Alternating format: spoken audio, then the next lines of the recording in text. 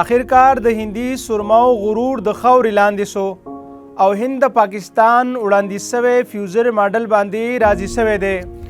یو اړخ ته که د کرکټ مینوال ټراپۍ لوبو کتو ته سخت بېقراره و، نو بل خوا د هند ضد د چمپین ټراپۍ خوند پیکه کړی او پاکستان ته په نه راتلو په ضد و. د یادونې وړ ده چې په چمپین ټراپۍ شروع کېدو کې ډېر کم وخت پاتې شوی دی.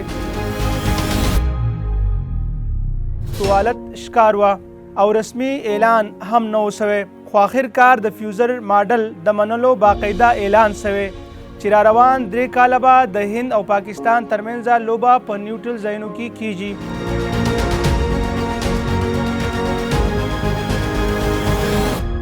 او ډیر زر به د شیډول اعلان هم وکړی سي. چمپینز ټرافي به د پاکستان د وړاندیز شوي فیوزر ماډل پر اساس وي چې د هند ټیم به د پاکستان په کوربتوب دوبۍ یا نورو نیوټرل ځایونو کې لوبیږي. د ایونټ 10 میچونه به په پاکستان کې لوبولی سي. د ایونټ 10 میچونه به په پاکستان کې لوبولی سي.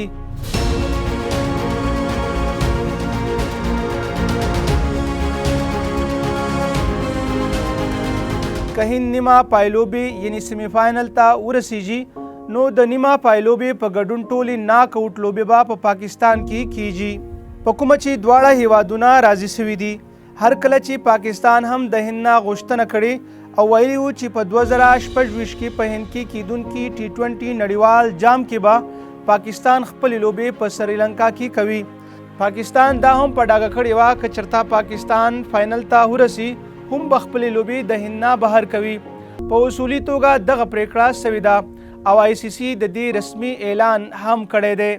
خو پاکستانی مینوال دی دا هم په یاد کې وساتي چې کله هند د بګ 3 په معامله کې د پاکستان ملاتړ غوښتی و نو BCCI ژمنه کړې وه چې له پاکستان سره به 6 دواړه اړخیزې لوبې کوي چې 4 به یې په پاکستان کې وي.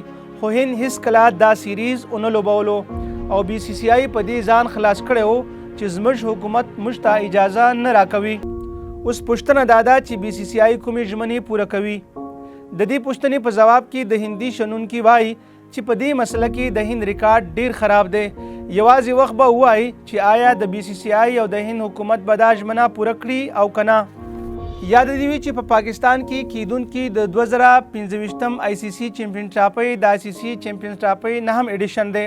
دا د یو ورځنۍ یعنی ODI نړیوال کرکټ ټورنمنټ دی کوم چې په 50 اورونو مشتمل دی. دا د کرکټ نړیوال کونسل یعنی ICC لخوا تنظیم شوی چې پکې به د 2023 کرکټ نړیوال جام څخه د 8 غوره درجه اخیستونکي ټیمان برخه اخلي. په دې ټورنمنټ کې به ټول 15 میچونه کیږي.